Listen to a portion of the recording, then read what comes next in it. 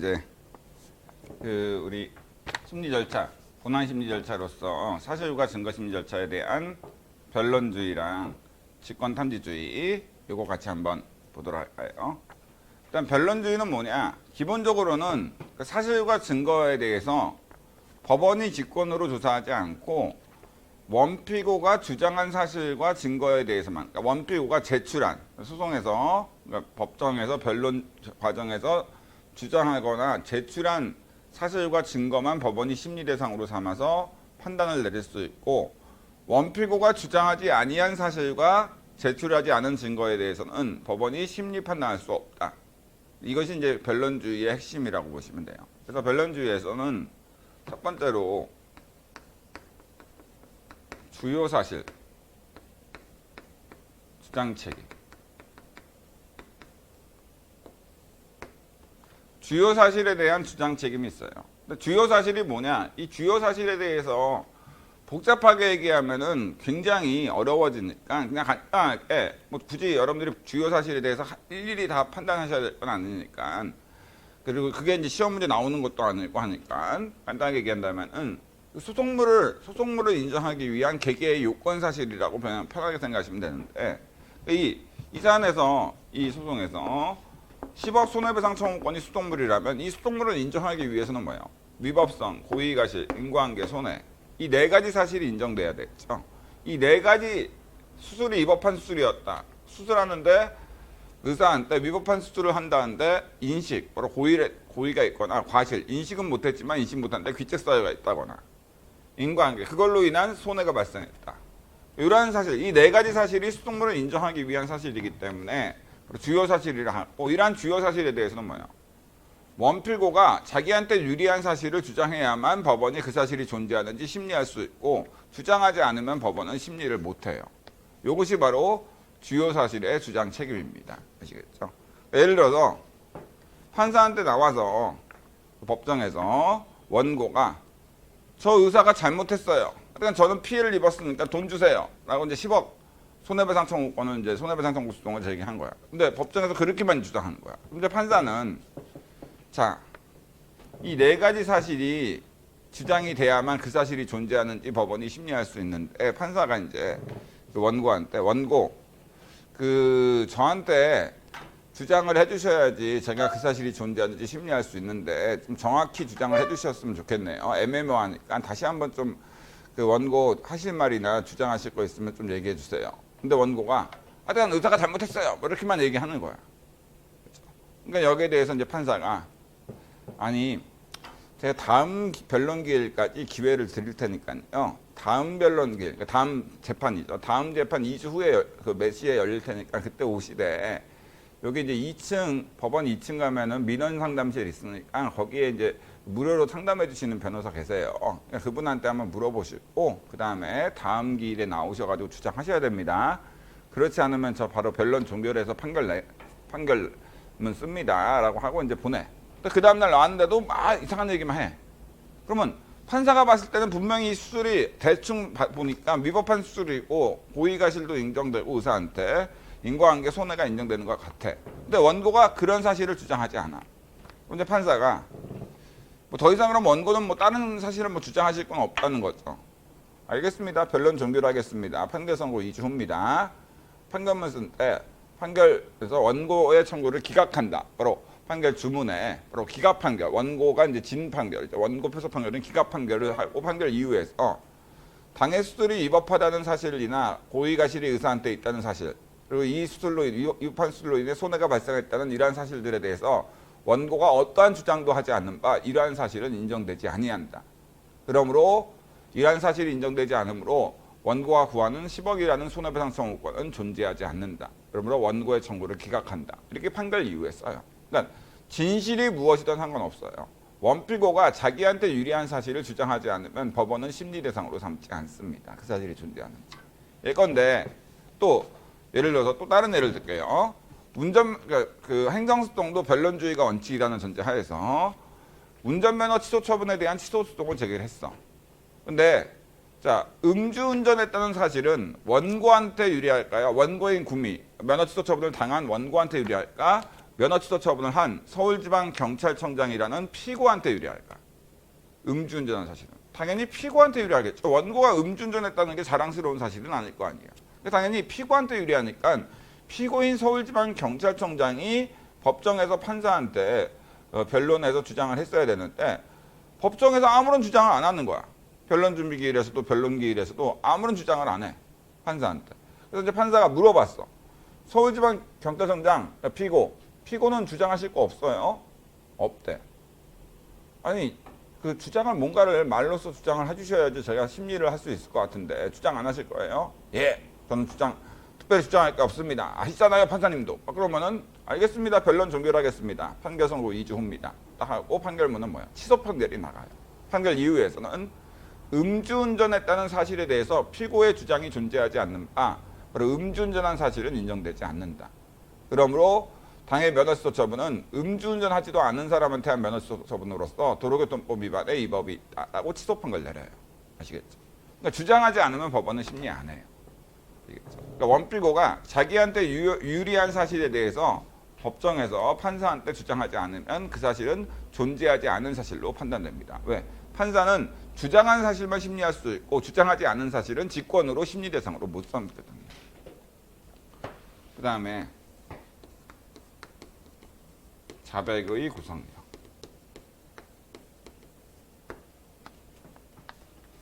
자백의 구성력은 그 자백이라는 게 뭐냐라고 하면은 원고가 어떤 사실을 주장해서 법원이 그 사실이 존재하는지 심리 대상으로 삼았어.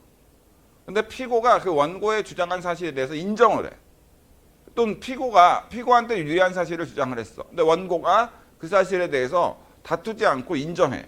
이렇게 원피고 사이에 다툼 없는 사실. 이거를 자백된 사실이라 하고, 자백된 사실에 대해서는 뭐예요? 판사는 진실과 상관없이 거기에 구속돼서 판결을 내려야 됩니다. 이건데 피고인 서울지방경찰청장이 음주운전했다는 사실을 주장을 했어요.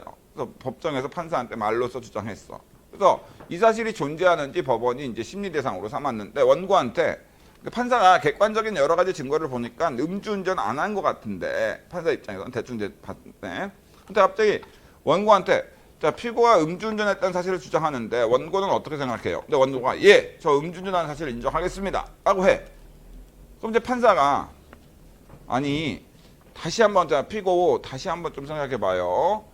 원고가 지금 음주운전했다는 사실을 주장했는데 피고가 원고 다시 한번 생각해봐. 피고가 지금 주장했는데 원고 지금 인정한다는 얘기예요. 네, 저 인정해요. 음주운전한 사실을 인정해요.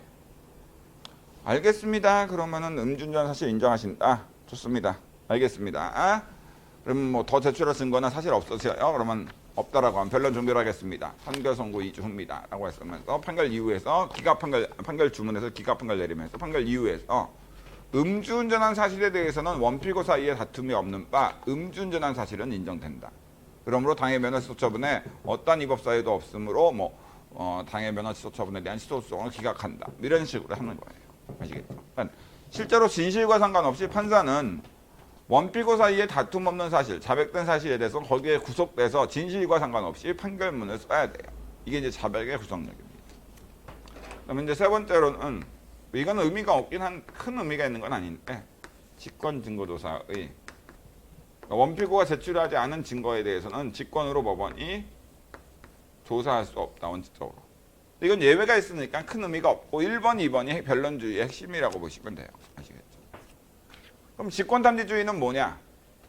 형사소송의 대원칙. 물론 형사소송에 대해서 이제 학자분들의 교수님들의 견해가 나눠지기 때문에 형사소송도 여전히 당사주의, 그러니까 변론주의가 형사소송에도 채택돼 있다고 보시는 분들도 있으니까. 근데 기본적으로 이제 직권탐지주의로 많이 봐요.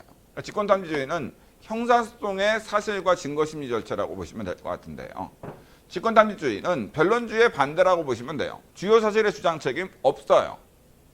그러니까 검사, 형사소송에서는 검사와 피고인이니까 검사와 피고인이 자기한테 유리한 사실을 법정에서 주장하지 않더라도 법원이 그 사실이 존재하는지 직권으로 심리 대상으로 삼아서 판단을 할 수가 있습니다. 예컨대 정당방위에 해당한다는 사실은 누구한테 유리해요? 단지 검사가 아니라 피고인한테 유리한 사실이죠. 근데 피고인이 법정에서 자기가 그 피해자를 죽이긴 했지만 그건 정당방위에 해당합니다라는 사실을 주장을 하지 않아. 그렇더라도 법원이 그 정당방위에 해당한다는 사실이 존재하는지에 대해서 뭐예요? 직권으로 심리의 대상으로 삼아서 이제 판단을 내릴 수 있어요. 그래서 만약 정당방위에 해당한지 피고인이 자기한테 유리한 정당방위에 해당하는 사실을 피고인이 주장하지 않았더라도 법원이 직권으로 심리해서 정당방위에 해당한다라고 판단이 되면 법원은 무죄 판결을 내릴 수 있습니다. 두 번째, 자백의 구속력, 자백에 구속되지가 않아요. 그러니까 피고인이 검사가 살인했다라는 사실에 대해서 피고인이 살인했습니다라고 주장했고 피고인도 저 살인한 거 맞습니다. 법정에서 자백을 했어. 그런데 객관적인 증거를 보니까 판사가 보니까 실제로 재벌 3세가 살인을 한 건데 이놈이 뭐 한 20억 정도 받고 덤태기를 그러니까 이놈이 이제 살인도 아닌데 살인했다고 자기가 허위 자백을 한 거다라고 판단되면은 이 허위 자백은 진실이 아니기 때문에 자백에 구속되지 않아서 직권탐지주의하에서는 그리고 무죄 판결을 내릴 수가 있어요. 아시겠죠? 그러니까 자백을 했더라도 형사소송에서는 뭐예요? 그 자백이 허위 자백이다. 잘못된 자백이고 진실이 아니라고 판단되면 그 자백에 구속되지 않고 진실에 맞게 판결을 내릴 수 있습니다. 아시겠죠? 자, 그러면은 여기에 대해서 이제 많은 분들이 얘기하죠. 아니 그러면은 형사소송이 그러니까 직권탐지주의가 진실 발견에 훨씬 더 굉장히 좋은 절차인데 사실과 증거심리 절차로서 왜 민사소송이나 행정소송은 원칙적으로 변론주의라 하고 형사소송만 직권탐지를 채택하는 이유는 뭐냐 할 때 직권탐지주의로 사실과 증거를 심리하면 어떻게 돼요?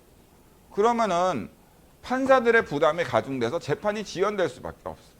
그러니까 형사사건은 국민을 전과자로 만드는 거기 때문에 형사사건은 워낙 중요하니까 진실 발견이 중요하니까 시간이 걸리더라도 그렇게 하는 게 맞긴 하겠지만 민사사건인 경우에는 제기되는 소송 자체가 워낙 많이 제기될 형사사건과 비교할 수 없을 만큼 많이 제기될 뿐만 아니라 이런 것에 대해서 다 일일이 원피고가 주장하지도 않은 사실을 법원이 직권으로 심리하고 다 증거 받아가지고 다 판단 직권으로 증거조사해서 다 판단 내리려면은 그러려면요 민사사건의 어떤 재판 심리는 한정된 판사 입장에서 뭐예요 늘어날 수밖에 그러니까 지연될 수밖에 없어요.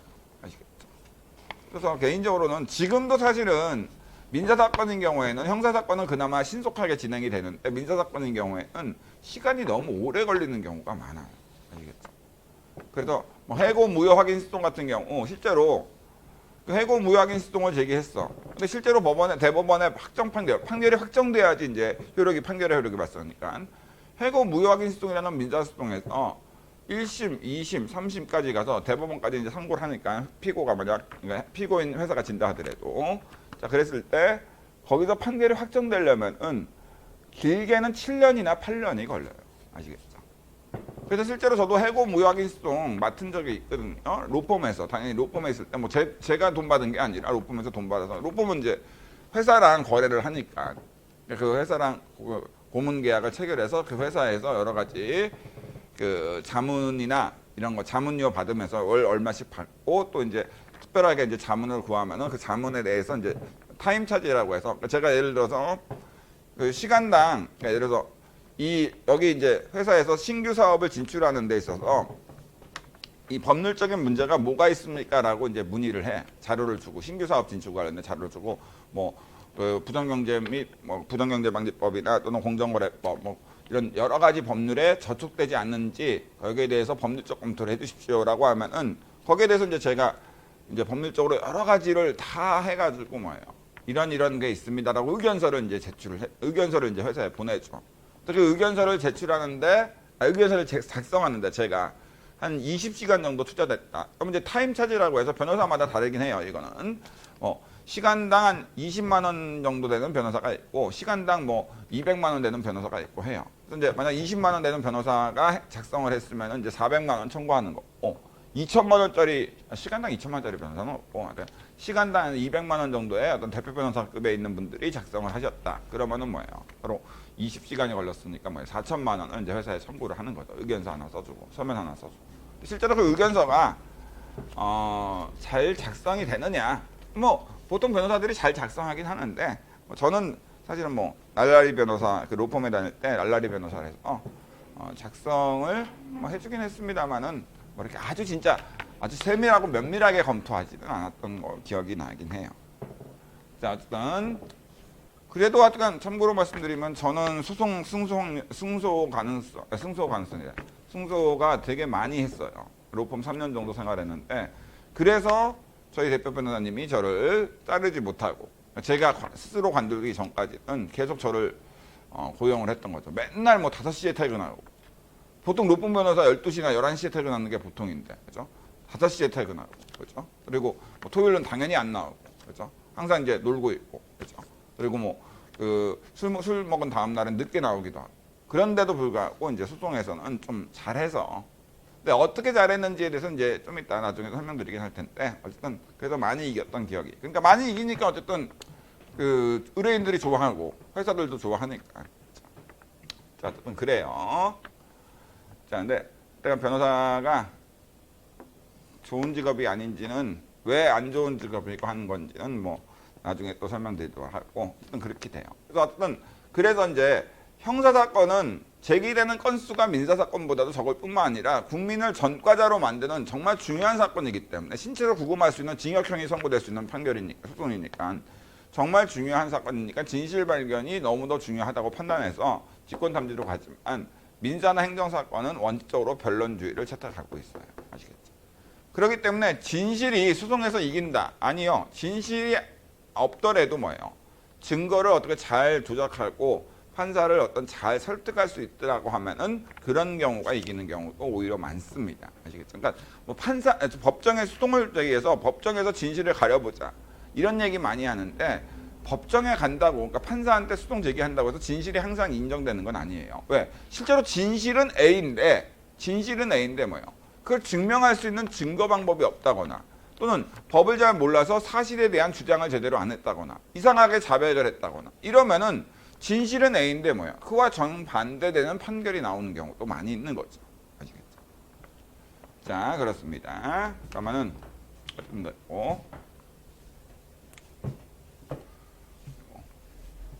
왜 판사한테 밉보이면 소송에서 이기기 힘든가? 뭐 명확한 객관적인 명확한 증거가 있으면은 사실 뭐 판사한테 밉보이는 게 아니라 밉보이는 거 할아버지를 하더라도 당연히 이기는데 객관적으로 명확한 증거가 없어. 애매해. 이런 경우 판사한테 밉보이면은 좀 지는 이유가 뭔가? 요거에 대해서 이제 간단하게 실제로 소송이 어떻게 진행되는가 설명을 드릴게요. 자, 원고가 소장 제출을 했어. 소송을 제기했어. 그럼 이 소장은 피고가 한 명인 경우에는 원고가 법원에 소장을 두 부를 작성합니다. 두 부를 제출해요. 그럼 이제 한 부는 판사가 갖고 있고 한 부는 뭐예요? 그 등기 우편을 통해서 뭐예요? 그리고 피고한테 송달을 합니다. 그럼 이게 이제 법원에 제출하면 법원이 이거를 이제 피고한테 송달을 해. 근데 피고는 원고가 소장에서 적은 내용이 뭐 사실이 아니다. 뭐 사실인 건 사실이라고 하면서 30일 내에 답변서를 제출해야 돼. 근데 피고가 이제 원고의 소장에 기재된 그 주장은 사실이 아니면 뭐 하면서 막 이렇게 해. 그러면 이제 이거를 또 이제 뭐예요? 법원에 제출하면은 법원이 이거를 또 뭐예요? 그 원고한테 줘. 원고는 또 피고의 답변서를 반박하는 준비서면이라는 걸 제출합니다. 피고가 답변서에서 주장한 내용은 사실이 아니면 뭐 이렇게 하면서 그럼 이제 법원을 통해서 그리고 이제 또 이게 이제 법원이 제출하면 법원이 이제 피고한테 주고 하니까 피고는 또 원고의 준비서면을 반박하는 준비서면을 제출해요.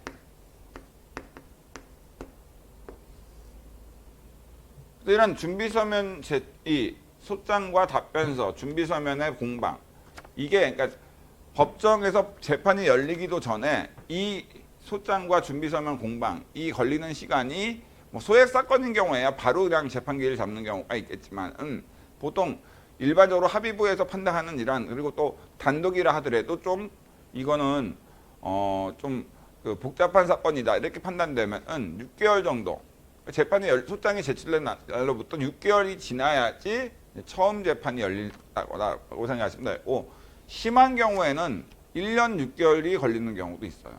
재판 열리기 전까지 소 제기한 날로부터 1년 6개월 후에 첫 재판이 열리는 경우도 많이 있습니다. 실제로. 자, 근데 법원 판사가 보니까 이제 더 이상 그 원피고가 준비서면을 제출하기는 하는데 근데 새로운 주장은 없고 그냥 서로 감정 싸움만 하고 있어.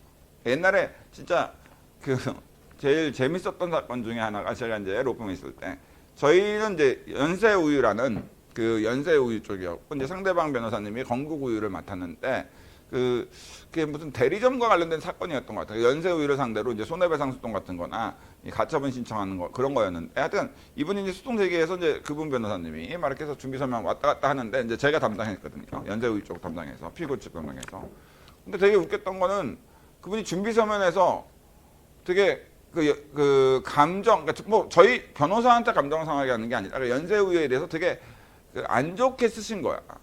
그러니까 저도 이제 그때 울컥해가지고 저도 이제 준비서면 쓰면서 감정 싸움 한 거죠 한마디로. 준비서면 쓰면서 건국우유는 원래부터 고소하지도 않고 맛도 없으며 그렇죠. 전혀 뭐 이렇게 여러 가지 누구나 건국우유가 있는지도 모른다. 뭐 이런 식으로 막 이렇게 감정 싸움을 했던 그런 기억이 나긴 합니다. 사람이 이제 울컥할 때가 있는 거죠. 상대방의 준비서면 보면 아시겠죠. 네. 그것도 뭐 하나의 전략일 수는 있습니다만 보통 상대방을 자극하는 전략은 별로 소송에서는 별로 좋지는 않아요. 어떤 상대방을 자극해서 증언을 끌어내는 거 이거 드라마에서 너무 많이 봤어. 무슨 말도 안 되는 그런 경우 없어요. 무슨 드라마처럼 법정이 이루어질 것 같아? 에이, 직접 가보시면 아시겠죠. 직접 요즘에 더운 여름에 서울중앙지방법원이 여러분들 뭐 집이 근처라면은 뭐 서부 또는 남부, 동부 남부는 그렇게 시설이 좋지는 않겠구나. 서부가 남아났고 서부. 그다음에 동부가 진짜 좋죠. 동부가 이제 새로 지어진 지 얼마 안 됐으니까 북부도 괜찮아요. 옛날에는 북부 진짜 진짜 시설.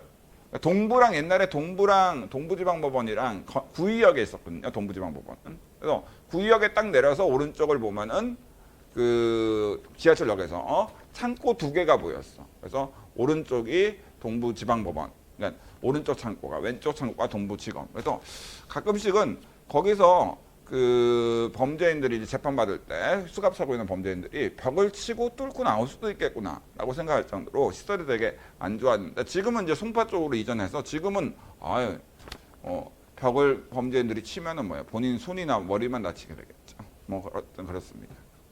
행정법원도 사실은 이제 저희 사법연수원 제가 이제 서초동 마지막 사법연수원 세대인데 서초동 마지막 연수원 세대인데 그 사법연수원 서초동 바로 옆 위에 그 불법 건축물 같은 건축물로 사실은 돼 있었어요. 그래가지고 저 서울행정법원이 원래 불법 건축법 위반한 건축물에서 철거돼야 되는 게 아닌가.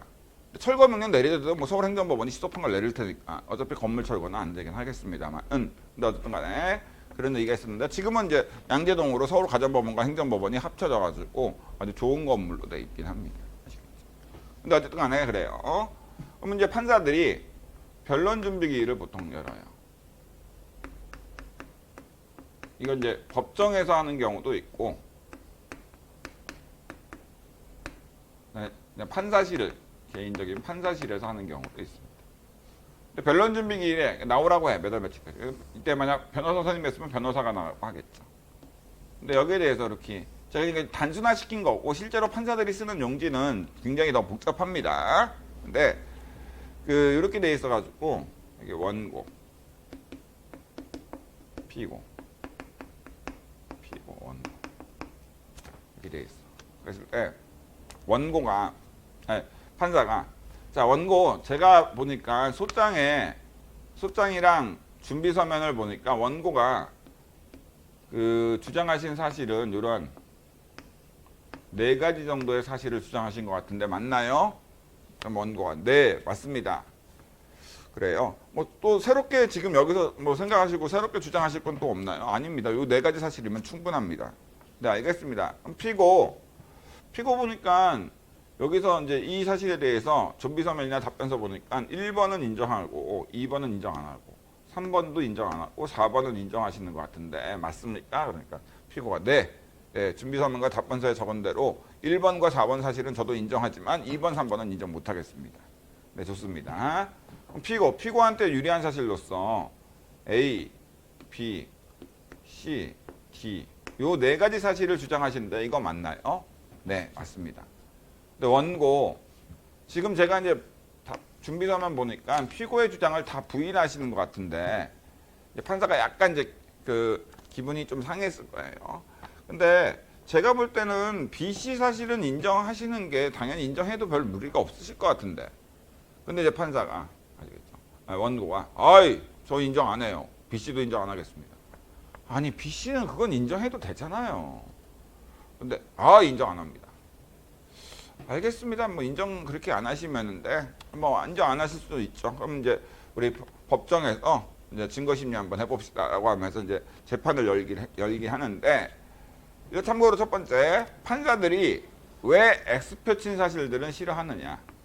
X표친 사실을 왜 싫어하느냐라고 했을 때, 자, 간단하게 볼게요. 그러니까 동그라미 친 사실들은 뭐냐면, 원고가 주장해서 심리 대상으로 삼았는데, 피고가 인정해버렸잖아. 뭐예요? 자백이 됐죠. 다툼 없는 사실. 그러니까 자백된 사실, 다툼 없는 사실이니까 뭐예요? 굳이 이 사실이 존재하는지에 대해서 심리할 필요가 없죠. 왜? 변론주의에 따라서 자백에는 구속력이 인정되므로 판사는 진실과 상관없이 자백된 사실은 뭐예요? 거기에 구속돼서 판결문을 써야 돼. 그래서 1번 사실과 4번 사실에 대해서는 원피고 사이에 다툼이 없는 바 이러한 사실들이 인정된다. 이렇게 판결문 쓸 때 아주 간단하게 끝이 나와. 그 사실이 존재한다는 거에 대해서. 근데 이 X표친 사실들은 뭐예요? 이 빨간색 X표친. 이거는 원고가 주장했는데 그 심리 대상으로 삼았는데 피고가 부인하거나 피고가 주장해서 심리 대상으로 삼았는데 원고가 부인하는 다툼 있는 사실이죠. 그럼 이런 다툼 있는 사실은 누구 말이 옳은지를 우리가 알 수가 없으니까 판사가 뭐예요? 증거 심리를 해야 되겠죠. 객관적인 증거를 통해서 누구의 말이 어떤 다툼 있는 사실이 존재하는지 존재하지 않는지에 대해서 뭐예요? 판단을 해봐야 되겠죠. 그러니까 심리를 해서 증거에 따라서 뭐예요? 판결문을 써야 된단 말이에요. 그러니까 자백된 사실은 판결문이 아주 적게 쓸 수 있고 편한데 다툼 있는 사실에 대해서는 뭐예요? 증거를 통해서 심리해야 되니까 심리 절차도 복잡해지고 뭐예요? 여러 가지 증거를 통해서 이제 판결문을 써야 되니까 판결문도 길어질 수밖에 없어. 아시겠죠? 그래서 이제 판사가 이 X표친 사실에 대해서는 굉장히 싫어하는 편이죠. 그리고 또 쓸데없는 사실들을 많이 주장하는 것도 판사가 싫어해요. 아시겠죠? 근데 예전에, 지금은 아닌데 예전에는 김앤장 쪽에서는 특히나 김앤장이라는 그 로펌에서, 로펌이 아니죠. 정확히 하면 이제 로펌 아닙니다. 김앤장은 로펌이 아니라 법무법인이 아니에요. 법적으로 본다면 그냥 법률사무소, 개인 법률사무소 같은 건데, 네. 김앤장 쪽에서는 옛날에, 지금은 송무 되게 잘할 건데 제가 이제 로펌에 있을 때 그때는 소송을 제기하시는 데 있어서 김앤장에서 주장하는 사실이 쓸데없는 주장까지 길게 했어. 그러니까 5개만 사실만 주장하면 되는데 뭐예요? 소장이나 뭐 준비서면 200페이지 이렇게 해가지고 한 5개만 주장해도 충분한 건데 소송에서 한 200개를 주장해. 그러면 판사 입장에서 그 200개를 주장했으니까 심리의 대상으로 삼아서 판단을 해줘야 된다. 판결문에 써야 된단 말이야. 그러니까 뭐예요? 길어질 수밖에 없는 거지. 판결문이. 그러니까 판사 입장에서 뭐예요? 너무 기니까 판결문 쓰는데 너무 힘드니까 짜증이 나죠. 거기에 비해서 뭐예요? 저 같은 경우에는 뭐예요? 그냥 판사가 판결문 쓰기 좋게 딱 핵심적인 사실만 딱딱딱 하고 그 사실을 증명하기 위한 증거만 딱딱딱 해가지고 했지. 그러니까 절대로 준비서면이나 이런 서면이 10페이지 이상 넘어가지 않게 최대한 줄이고 판사들이 판결문 쓰기 좋게 해줬죠. 그러니까 뭐예요? 아무래도 제 거를 좀 더 좋아하긴 했죠. 그래서 실제로 김앤장이랑 뭐 웃자고 맞는 거였지만, 웃자고 말씀드리지만 상대방 변호사가 김앤장이다 그러면 뭐 저는 쌍수를 들고, 저랑 이제 저 밑에 있던 그 사무장님이나 그 비서분들이 다들 이번에도 또 이기시겠네요 막 그러면서, 변호사님 막 그러면서. 요즘에는 안 그럴 거라고 봐요. 요즘에는 김앤장이 송무도 되게 잘할 테지만 옛날에는 이제 송무를 그렇게 잘하는 경우는 아니었죠. 요즘에는 저도 잘 몰라요, 사실은. 제가 이제 이미 이제 강의를 위주로 해서 하다 보니까 변호사 업무를 하긴 합니다만 실제로 뭐 변호사 업무가 주된 업무가 아니기 때문에 옛날에는 그랬습니다. 어쨌간에 이렇게 돼요. 그럼 이제 법원이 이제 판사가 변론기, 바로 이게 이제 우리가 재판이라고 하죠. 법정에서 우리가 속칭 재판이라고 하는 게 이제 판사가 법복 입고, 아시겠죠? 법복 입고 근엄하게 앉아가지고 이제 변론기를 해요. 이 변론기일에서 뭐냐? 이 다툼 있는 사실에 대해서 뭐예요? 증거 심리를 하는 거예요. 또 1차 변론기일 때, 자, 증인 원피고가 제출한 그 증거에 따랐을 때 먼저 증인 누구누구 오게 했으니까 증인 신문 해봅시다. 그다음에 보통 이제 2차 변론기, 그러니까 두 번째 재판.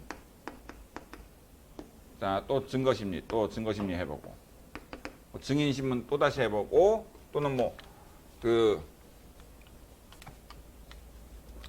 원피고가 제출한 뭐 그 감정이나 이런 거 하고, 그래서 3차 변론기.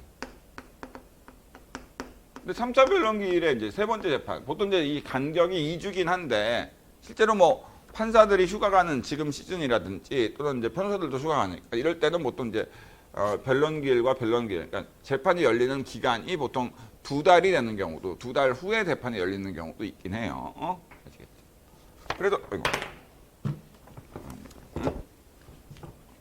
그다음에 3차 변론기일이 열렸어. 근데 3차 변론기일까지 그 증거심리, 그러니까 원피고가 제출한 증거, 증인이라든지 검증, 감정 다 했어. 그래서 이제 3차 변론기일에 판사가 이제 자, 원피고가 제출한 증거에 대한 심리는 다 했습니다. 자, 원피고 새롭게 제출하실 사실이나 새롭게 제출하실 증거 있나요? 원피고가 없다고 그래. 알겠습니다. 그럼 변론을 종결하겠습니다. 판결 선고는 2주 후입니다. 뭐 이런 식으로 하겠죠. 이게 바로 변론 종결일이에요. 그러니까 최후의 어떤 재판이죠. 판사는 변론 종결 시까지 제출된 사실과 증거에 따라 그 판사는 이제 심리에서 판결 내리고, 변론 종결일 이후에는 판결 종결일부터 판결 선고까지 보통 2주가 있는데, 예를 들어서 그 어떤 증거가 새롭게 발견돼 가지고 변론 종결 시 이후에 그 원고나 피고가 증거를 변론 종결 시 이후에 제출을 했다. 그러면은 그 제출된 증거를 근거로 법원은 판결을 내릴 수가 없습니다. 변론 종결 시까지 제출된 증거에 따라서만 법원이 심리 판단 내릴 수 있지, 변론 종결 시 이후에는 판결 선고 전이라 하더라도 법원이 그 변론 종결 이후에 제출된 증거나 사실에 대해서는 판단할 수가 없어요. 단지 변론 종결 시 이후에 제출된 증거가 결정적 증거다. 그래서 이거를 증거 심리할 필요가 있다. 상대방 피고한테도 뭐 보여주면서 이렇게 할 때는 변론 종결을 이제 취소하고 변론 재개 결정을 내려서 다시 재판을 열게 됩니다. 그래서 이제 변론기일을 열게 되는 거죠. 어떤 변론 종결 시까지 제출된 사실에 따라 이제 심리해 보니까, 사실과 증거에 따라 심리해 보면 당연히 이제 여기서 이제 사실과 관련돼서 본다면은 자백이 된 거는 거기에 따라서 이제 끝을 내리면 돼. 네. 자백이 안 돼. 다툼 있는 사실에 대해서는 다툼 있는 사실이죠. 다툼 있는 사실에 대해서 변론 종결 시까지 제출된 증거에 따라 심리해 보니까 판사가 증명, 당해 사실이 존재한다는 데에 대해서 100% 확신을 얻었어. 그럼 거기에 따라서 이제 판결문 끝을 내면 돼. 그러니까 음주운전한 사실에 대해서 피고 서울지방경찰청장이 제출한 의제 1호증, 2호증, 증인 누구의 증언에 따르면 음주운전한 사실이 증명됐으므로 음주운전한 사실이 존재한다. 이렇게 판결문 쓰면 돼. 근데 객관적인 명확한 증거가 인정되지 않아서 원피고가 제출한 증거만으로 증명되지, 100% 확신을 얻지 못했어. 그러니까 증명이 안 됐다는 건 이제 100% 확신을 얻지 못했다는 거죠. 당해 사실이, 다툼 있는 사실이 존재하는지에 대해서 100% 확신을 얻지 못했어. 그러면은 증명이 안 됐으니까 여기에 대해서 어떻게 판결 내려야 되느냐라고 했을 때는 입증 책임에 따라서 바로 판결을 하는, 최종적으로 이제 끝을 낸다. 입증 책임 또는 증명 책임이라고 합니다. 그럼 입증 책임, 증명 책임이라는 게 뭐냐? 어떤 사실에 대해서 객관적인 증거에 의해서 판사가 100% 증명, 그러니까 확신을 하지 못하면은, 증명되지 않았으면은 그 사실은 존재하지 않은 사실로 판단되는 그러한 책임이 입증 책임이에요. 아시겠죠? 예를 들어서 살인했다는 사실은 누구한테 유리한 사실이죠? 검사한테 유리한 사실이죠. 검사가 여러 가지 증거를 제출했는데 판사가 검사가 제출한 증거만으로는 그 살인했다는 사실에 대해서 99%는 살인한 것 같은데 1%는 살인하지 않았다고 볼 만한 여지가 있어. 이런 경우는 입증 책임이 살인했다는 사실에 대해서는 검사한테 유리하니까 검사가 입증 책임이 있는데 검사가 입증을 못했잖아. 그럼 판결문 쓸 때 판사는 뭐예요? 무죄 판결 내리면서 판결 이후에서 살인했다는 사실에 대해서 증거 매도성, 증인 누구누구의 증언에 따르면 이릉 피고인이 살인한 것으로 보이기도 하나 그 피고인 측이 제출한 증제 4호증과 5호증에 따르면 피고인이 살인 안 했다고 볼 만한 여지도 있다. 그러므로 살인한 사실에 대해서 증명되지 않았는가 결국 형사소송법에 따라 무죄 판결을 내린다라고 해요. 아시겠죠? 마찬가지로 자 과세 요건에 해당한다는 사실. 그러니까 그 사람이 10억 조세부가 국세부가 처분했는데 그 사람이 취소소송 얘기하면서 아시겠죠? 그러니까 10억 국세부가 처분한 취소소송에서 그 사람의 소득이 100억이라는 과세 요건 사실에 해당한다는 것은 뭐예요? 당연히 피고인 세무서장한테 유리한 사실이잖아. 근데 피고인 세무서장이 증거를 제출했는데 피고인 세무서장이 제출한 증거만 봐서는 이 사람이 100억이라는 소득이 확실히 있다라고 그 판사가 100% 확신을 못 하겠어. 그럼 증명이 안 됐단 말이에요. 그럼 뭐예요? 바로 100억이라는 소득이 있는지에 대해서 피고한테 유리한 사실, 피고인 세무서장한테 유리한 사실, 그러니까 피고가 증명했는데 증명 안 됐으면 판사는 뭐예요? 100억이라는 소득, 바로 과세 요건이 존재하지 않으므로 당해 처분은 위법하다고 취소 판결을 내려버립니다. 아시겠죠? 바로 입증 책임은 증거를 통해 증명할 책임이 있는 사람이 증명을 하지 못하면 그 사실은 존재하지 않는 사실로 판단되는 책임이라고 보시면 돼요. 아시겠죠? 자, 그렇습니다. 그래서 그러면은 자, 볼게요.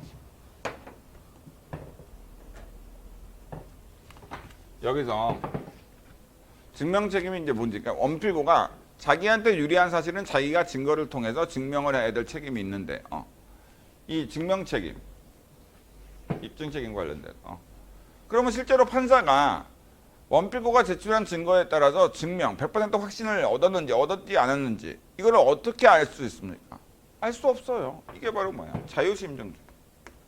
그러니까 증거를 통해서 증명됐는지 안 됐는지는 판사 마음이에요. 그렇기 때문에 뭐예요? 결국 판사한테 밑보이만 치는 거죠.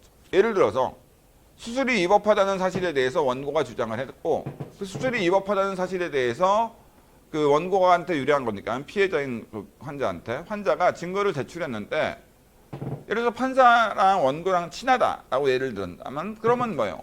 그 제출된 증거만으로도 판사가 수술이 위법하다는 사실에 대해서 믿었다. 그럼 증명됐으니까 뭐예요? 나머지 요건 사실까지 인정되면 손해배상청구나 수송물이 있다라는 원고 인용 판결, 원고 승소 판결이 나가는 거고. 근데 원고가 똑같은 증거를 제출했는데 판사랑 사이가 안 좋다. 그럼 뭐예요? 안 믿어버려. 그럼 믿지 않는다. 이런 증거만으로는 이 사실이 인정되기 어렵다라고 해버리면 뭐예요? 결국 뭐예요? 결국 증명이 안 됐으니까 당해 수술이 위법하다는 사실에 대해 증명되지 않았으므로 위법한 수술이라는 요건 사실이 존재하지 않는다. 그러므로 손해배상 청구권자는 수송물이 인정되지 않으므로 원고의 청구를 기각한다라고 기각 판결이 나오는 거예요. 그러니까 믿고 어떤 증거에 의해서 다툼 있는 사실이 증명됐는지 안 증명됐는지에 대해서는 판사의 마음이기 때문에 간단하게 말씀드리면 그렇기 때문에 판사한테 밑보이면은 이길 확률이 좀 떨어지는 거죠. 물론 객관적인 명확한 증거가 있는데 그런 경우에는 그런 판사는 없고요. 예를 들어서 매매계약이 체결됐는가에 대해서 원고와 피고 사이에 매매계약이 체결됐다는 사실에 대해 다툼이 있는데 매매계약 부존재 확인 소송을 제기했을 때 매매계약이 이제 체결됐는지와 관련돼서 매매계약서가 제출이 됐어. 원고와 피고의 친필 그 서명 사인이 들어가 있는 이런 경우에는 그 증거가 이거 증거를 믿기 어려운 걸 이렇게 할 수는 없고 그런 경우에는 무조건 증명된 걸로 보죠. 객관적인 증거가 명확히 있으니까. 근데 그렇지 않은 경우에는 뭐예요? 실제로 믿고 안 믿고는 판사 마음이기 때문에 판사한테 안 좋게 보이면은 여러분들이 소송에서 이기기가 힘들게 되는 겁니다. 아시겠죠? 그래서 옛날에는 그래서 그 전관 한마디로 이제 과거에 이제 판사하다가 또 검사하다가 이렇게 그 변호사를 개업한 이런 분들한테는 그런 분들이 이제 그 판사한테 찾아가서 실제 사건 맡은 판사한테 찾아가서 좀 부탁하면은 무조건 입증과 관련돼 가지고 굉장히 잘 믿고 해가지고 그래서 뭐예요? 전관이 맡은 사건들은 거의 대부분 이기게 해줬거든요.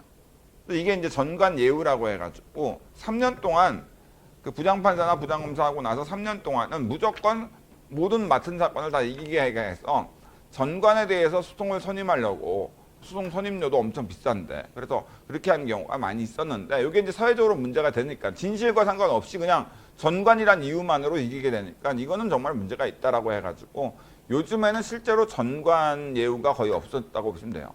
전관 예우가 그러니까 아직도 이제 전관 예우가 있다라고 하시는 분이 있긴 한데 물론 뭐 전혀 없다라고 얘기할 수는 없긴 하겠지만 근데 전관 예우가 그렇게 요즘 예전처럼 있는 거의 관행처럼 존재하는 것은 없습니다. 그러니까 전관 예우는 그렇게 거의 없다. 특히나 서울이나 이런 대도시 지역에서의 전관 예우는 거의 없다라고 보시면 될 것 합니다. 아시겠죠? 자 그러면은 이제 됐고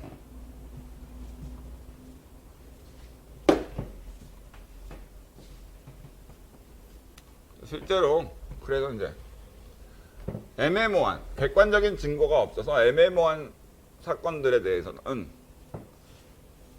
그 판사랑 가장 친한 후배 변호사나 또는 가장 친한 그 친구 변호사를 선임하는 것이 사실은 가장 그 소송에서 애매모호한 아리까리한 사건에 있어서 소송 사건에 있어서는 승소할 확률이 가장 높다고 보시면 돼요. 왜냐? 여러분들이 판사야. 여러분들이 판사인데 같이 고시 공부했는데 이 놈은 내 후배인데 같이 고시 공부한 놈인데 평소에 내가 뭐 음료수 사갈 때 음료수도 잘 사갖고 막 이렇게 잘했던 친구야. 근데 여러분들이 먼저 붙고 이 친구가 1년 후나 2년 후에 붙었어. 근데 이 친구가 변호사 하는데 변호사가 잘 되지도 않아가지고 돈을 많이 벌지도 못해. 근데 갑자기 찾아와가지고 형 이 사건 애매모호한 사건인데 형 좀 이기게 해줘. 나 이거 지면은 나 한강에 뛰어내려야 돼. 이거 이기게 해주면 형 나 진짜 큰 돈 받아서 내가 나중에 형이랑 골프 칠 때 내가 골프 이게 돈 좀 내가 해줄게. 돈 비용 내가 대줄게. 그리고 술 한잔 살게. 좀 이것 좀 해줘. 그러면 이제 판사가 아이씨 말도 안 되는 소리 하고 있어. 지금 어느 시대인데 그러면서 가라고 해. 가라고는 하지. 근데 뭐야 판사가 마음이 캥하잖아. 한강에 뛰어내린다는데 가장 아끼는 후배가 이거 어떻게 하겠어? 들어줘야지. 아시겠죠? 실제로 그런 경우를 많이 봤어요. 많이까지는 아니지만 한 4-5번 제가 이제 3년 동안 로펌 생활하면서 한 4-5번 정도 봤습니다. 그러니까 저희가 완전히 분리하게 됐어. 왜냐면 저쪽에서 전관 진짜 나온 지 얼마 안 되시는 분을 선임했거든. 그래서 이제 저희 로펌이 완전히 분리하게 되는 수협과 관련된 사건이었는데 그러니까 노량진 수산시장 관련된 사건이었는데 노량진 수산시장이 한내 거였는데 수협으로 넘기면서 그 어떤 수직 양수도 계약에 문제가 생겨가지고 거기에 대한 이제 소송 한 25억짜리 사건인데 저쪽이 너무 판사님이 저쪽에 너무 유리하게 하시는 것 같더라고. 그래서 아리까리한 사건이긴 했습니다. 그래가지고 저희가 진화라고 해서 안 되겠다. 이거 그 판사님의 가장 친한 후배 변호사를 저희도 공동 변호인으로 선임하자. 그래서 이제 수협에 얘기해가지고 이제 공동 변호 선임했더니 이제 저희한테 유리하게 돼서 그리고 이제 저희가 이제 많은 부분에서 이긴 그런 사건이 있긴 합니다. 자 어쨌든 그래요. 사람이 사는 게 좀 근데 물론 이 얘기는 지금 애매모호하고 아리까리한 사건에서나 그런 거지 객관적인 증거가 명확하면 아니 그 사람의 혈흔이 묻은 뭐 차량이나 뭐 이런 범행 도구가 발견됐다. 이거를 살인이 아니라고 해서 증명이 안 됐다고 해서 무죄 판결 내릴 판사는 대한민국에 없습니다. 자 그럼 됐고 이제 볼게요. 마지막으로 소송이 이제 됐다. 그럼 이제 법원이 내리는 소송에 대한 결론은 앞에서도 얘기했지만 뭐예요? 판결이죠. 소송이라는 것에 대해서 법원이 내리는 결론은 판결입니다. 근데 판결에는 사실심 변론 연결실을 기준으로 만약 소송 요건을 미비했다. 그럼 소송 판결로서 각하 판결을 내리고 만약 소송 요건을 갖췄다. 사실심 변론 연결실을 기준으로 소송 요건을 갖췄다. 그럼 이제 법원은 본안 판결을 내리게 되죠. 본안 판결로서 원고가 구하는 소송물이 인정된다는 인용 판결과 원고가 구하는 소송물이 인정 안 될 때는 기각 판결이 있죠. 인용 판결은 이제 원고가 구하는 소송물, 뭐 손해배상 소송에서 손해배상 청구권이 인정됐을 때 하는 원고 승소 판결이고 기각 판결은 본안 심리한 결과 원고가 구하는 소송물이 인정되지 않아. 그러면 이제 기각 판결이 나오게 됩니다. 자 그리고 판결은 뭐 어제도 얘기했지만 판결은 확정돼야만 효력이 발생해요. 그래야만 판결의 효력이 발생합니다.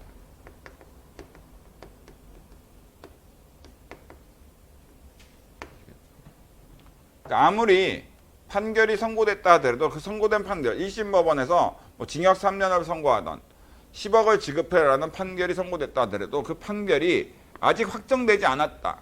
그러니까 그 1심 법원이 내린 판결이 선고된 이후에 진 사람이 원고든 피고든 진 사람이 항소를 제기했다. 그럼 아직 판결이 확정되지 않았으므로 아직까지는 판결의 효력이 발생 안 합니다. 그러니까 징역 3년이 선고됐다 하더라도 뭐예요? 여기에 대해서 그 판결이 아직 그 항소, 피고인의 항소로 인해서 판결이 확정되지 않았으면은 피고인은 징역 3년을 살아야 될 의무가 판결에 의해서 징역 3년을 살아야 될 의무가 원칙으로 발생 안 해요. 아시겠죠? 그러니까 판결은 효력은 판결이 확정돼야만 효력이 발생한다는 거. 1심 판결이 확정 판결인 경우 어디서 썼으니까 1심 판결이 확정 판결이 되는 경우는 바로 뭐예요? 바로 그 항소, 1심 판결에 대해서 진 사람이 항소할 수 있는 권리를 포기하거나 항소 제기 기간이 도과된 판결문 정본을 받은 날로부터 2주가 지날 때까지 항소 제기를 안 했다. 그럼 1심 판결이 확정 판결로서 효력이 발생하고 2심 판결은 상고권 포기나 상고 제기 기간 도과. 그다음 3심 판결. 그러니까 대법원 판결은 더 이상 뭐 다툴 수 있는 방법이 없으니까 대법원 판결은 판결 선고 시에 판결이 확정된다고 보시면 돼요. 자, 그랬고요. 거기 이제 판결의 확정에 대해서도 거기 이제 있고, 뭐 기판력이나 집행력이라고 하는데, 자, 기판력은 사실은 여러분들이 이제 보실 필요는 없을 것 같고,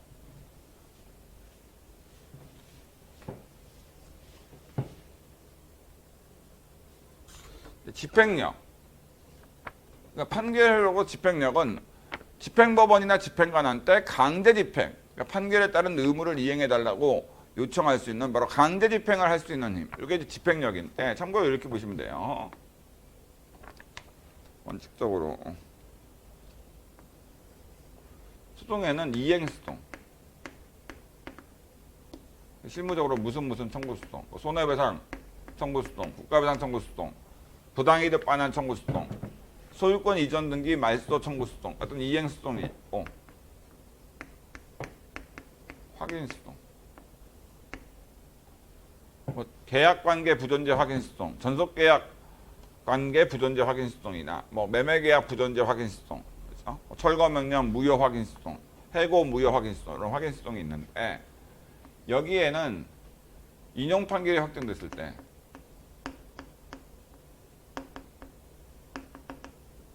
원고 순서 판결이 확정됐을 때 인용 판결이 확정됐을 때 바로 집행력이 인정돼요. 근데 확인수송에는 인용 판결이 확정되더라도 뭐예요? 집행력이 인정 안 됩니다. 그러니까 무슨 얘기냐? 예를 들어서 친구한테 1,000만 원을 빌려줬어. 근데 친구가 1,000만 원을 안 갚아. 그래서 친구한테 1,000만 원 지급 청구 수송이라는 이행 수송을 제기했어요. 1,000만 원 지급 청구권 존부 확인 수송이라는 확인 수송을 제기했다 합시다. 그래서 그 1,000만 원 지급 청구권이 존재한다라는 확인 판결, 인용 판결이 대법원까지 가서 확정이 됐어. 근데도 친구가 1,000만 원 지급을 안 하는 거야. 이런 경우 그 대법원 확정 판결에 1,000만 원 지급 청구권이 있다라는 확정 판결에 근거해서 법원에 그 친구 명의로 된 재산을 압류 경매해서 강제적으로 뭐예요?